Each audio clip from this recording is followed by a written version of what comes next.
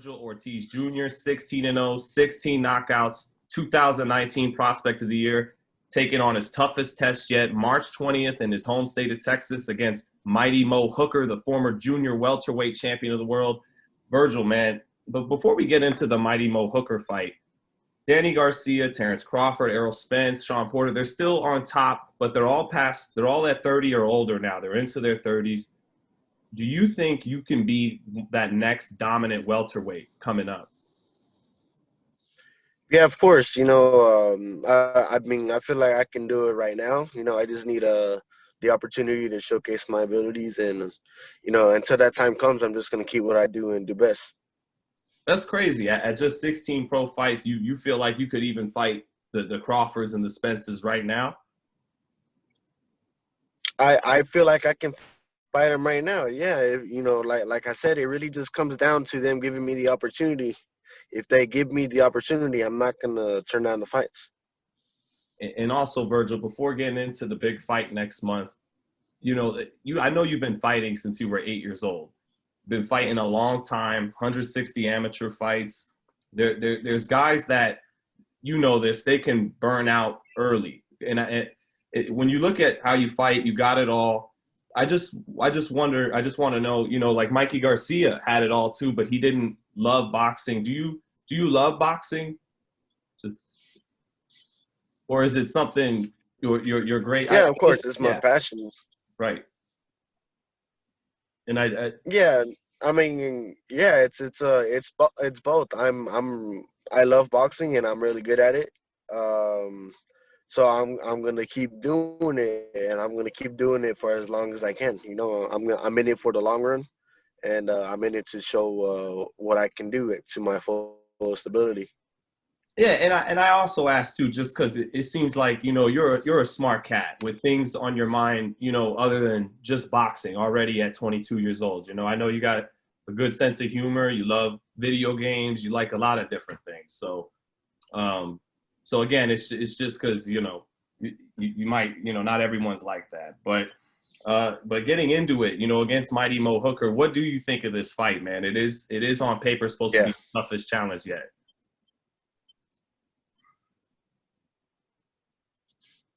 Vergil? Yeah, like you said, it's probably gonna be my toughest. I think the internet connection's kind of slow. Hold on. Yeah.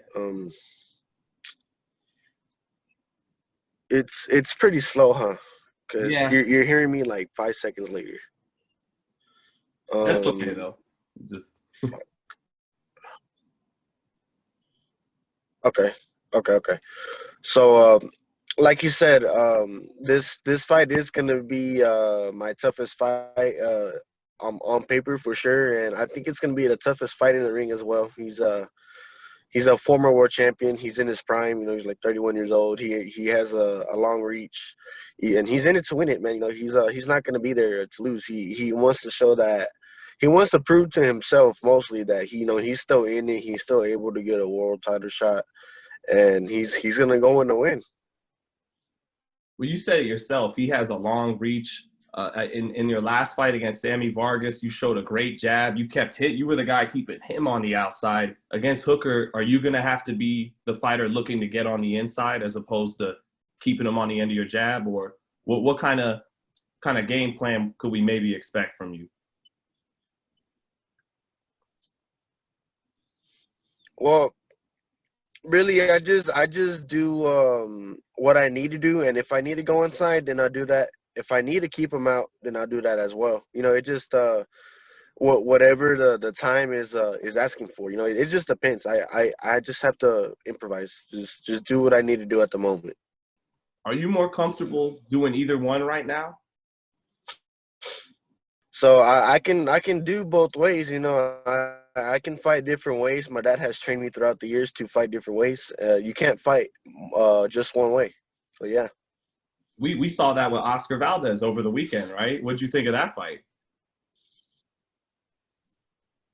That was a really good fight. I didn't think Oscar could fight like that. He was fighting off the back of his foot.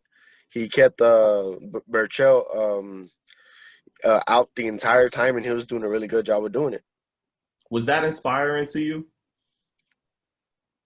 Does that make you want? Does that make I you? mean, Yeah. not. I don't want to come out bad, but I mean, not really. Because I mean, that's world champion level. I've seen that before. No, I'm not talking down on his performance. He did a badass job. But I mean, it was a really good performance. That's all I can say about it.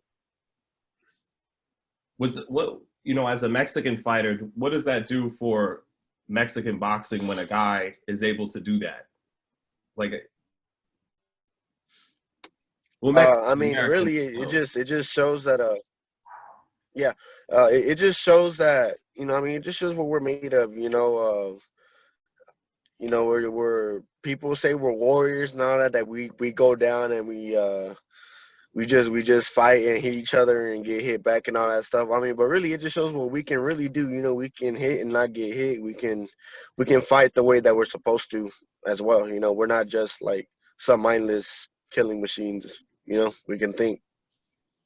Yeah, and that's what I was getting at by you showing the distance fighting against Vargas, and then in this fight, probably a good chance we see it in close, and we saw that with Valdez. Just how much is it important to you to be that complete fighter so you could put on a performance like Valdez did once you get to that type of big fight?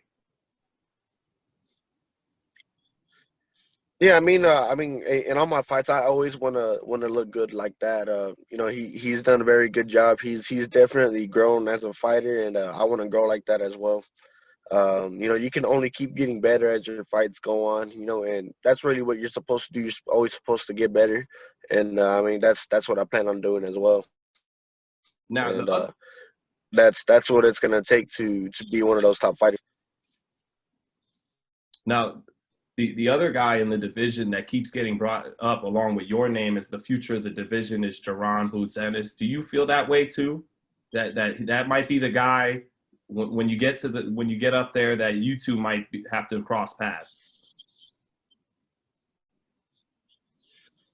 It could be. He's probably the only other guy that I can think of that I might potentially fight in the future. But we'll come to that point when we get there.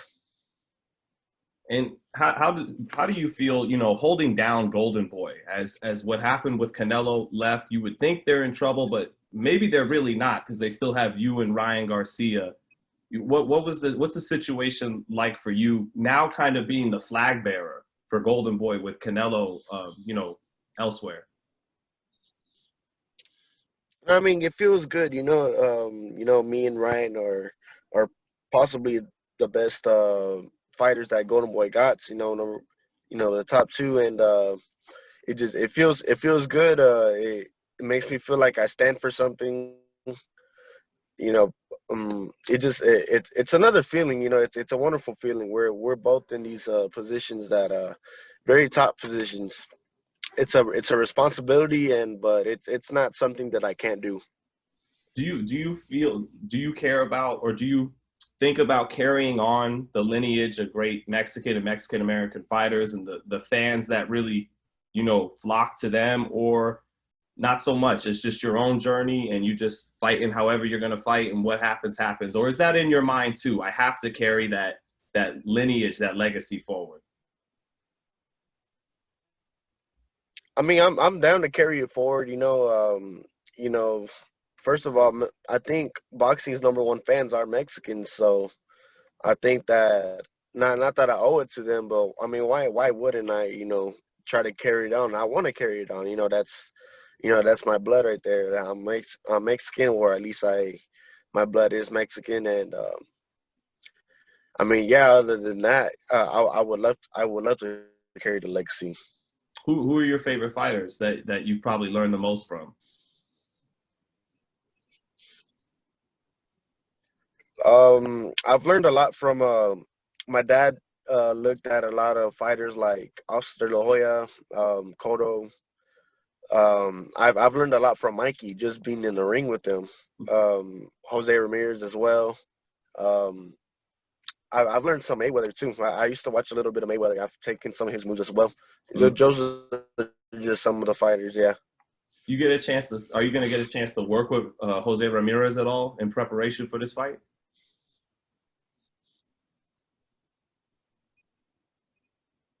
Yeah, most likely he's gonna. I think he's fighting sometime joining us in training camp pretty soon. Or now I'll be getting some work with him. I imagine that'd be the best work for Hooker. I mean, no one would know how to prepare you better for Hooker than Ramirez, right? Who already fought him.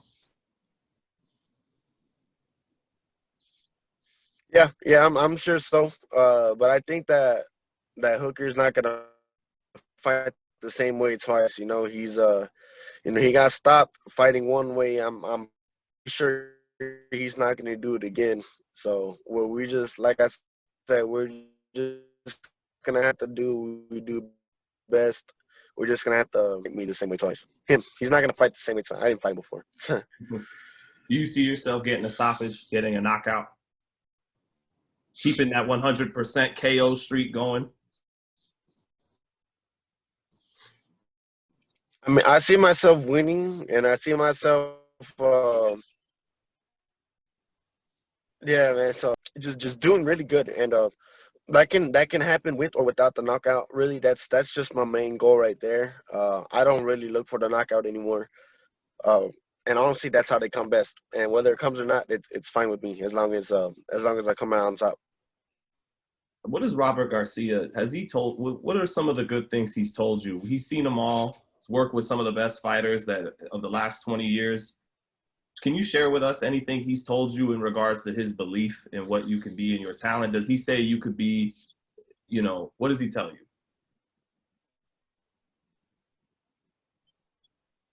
I mean, aside from like, oh, like obviously you're gonna be a world champion or whatever. I mean, he tells me that I'm pretty much one of the hardest workers he's ever seen, and that's what separates me from the other fighters. Um, it's pretty much all I can think of right now. Mm-hmm. So do you think 2021 could be the finishing touches on you as a contender, and 2022 will be the year you get to the world title fight? I think I can get it as early as this year, but I mean, no later than next year for sure. I'll for sure I'll get a world title shot by next year, like for sure. There's no doubt about it. Mm. He's coming, man. That's crazy. We got new blood coming up in the division, so I can't wait to see you get your opportunity. That's for sure. But before I let you go, just want to ask about Appreciate it. absolutely, absolutely. What do you think of Canelo's fight with Yildirim? And assuming he wins, like just about everybody does, thereafter against Billy Joe Saunders, is that a tough fight for Canelo? The Billy Joe Sanders fight. Yeah. It should be a tough fight. I don't know how Billy's gonna go around about it. It really depends. I don't know if he's gonna just stick and move the entire time, or if he's gonna try to bring the fight. It really depends. I think it's gonna be kind of a boring fight, to be honest. If I think if it's gonna go how it's gonna go, it's gonna be very technical, but it's not gonna be a fan-friendly fight. As a young fighter, how do you look at Canelo Alvarez? Oh, he's the best boxer right now. He's pound for pound, and there's really no one in the game better than him. Is there any fight out there, Charlo, Benavidez, that you'd want to see, more than any other matchup out there for Canelo?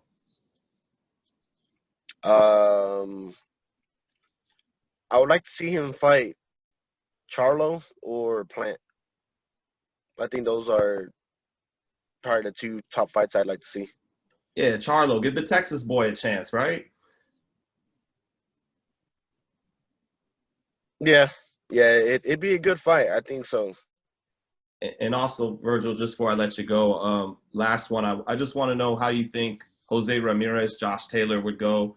I know you'll be working with Jose for this fight with Mighty Mo Hooker on March 20th, but when they meet up, Josh Taylor and Jose Ramirez, how does Jose win a fight where it sounds like he's actually going to be an underdog in?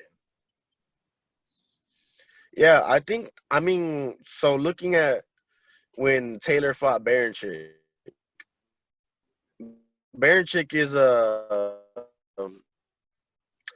he's a very strong, and he doesn't really think a whole lot when he throws. In my opinion, I thought that he was about to knock out Taylor because he rocked him a few times, and Taylor, for a moment, he really didn't know what to do. And Jose, he's smart. He picks his punches. He is very aggressive, and he will throw a lot, but it's not just mindless throwing. He's very strong as well. If if um if you were to switch Jose and Baranchik in those positions, fighting Taylor, I think Jose will get him. And that's just what I got to say about it. I'm more than sure that Jose beats Taylor, and I'm looking forward to the fight.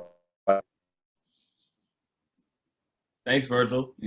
And Jose's speed ain't bad either, right? People they they overlook Yeah, it. he's pretty fast as well. Mm-hmm. Yeah. So, but thanks so much, Virgil. Just do us a favor with Jose. Take it a little easy in sparring. So we know we get him at 100% for May with Taylor. Him to you two. Because you're you two guys with your two styles.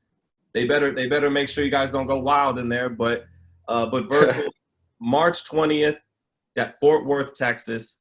Former junior welterweight champion Mighty Mo Hooker. Main event on DAZN. Thanks so much for joining us. Any last words to boxing fans, to your fans? Yeah, just watch. Stay tuned and watch my fight on March 20th. It's gonna be a show. It's gonna be fireworks. It's gonna be the fight of Dallas. You're not gonna want to miss it. Thanks so much, Virgil. Thank you.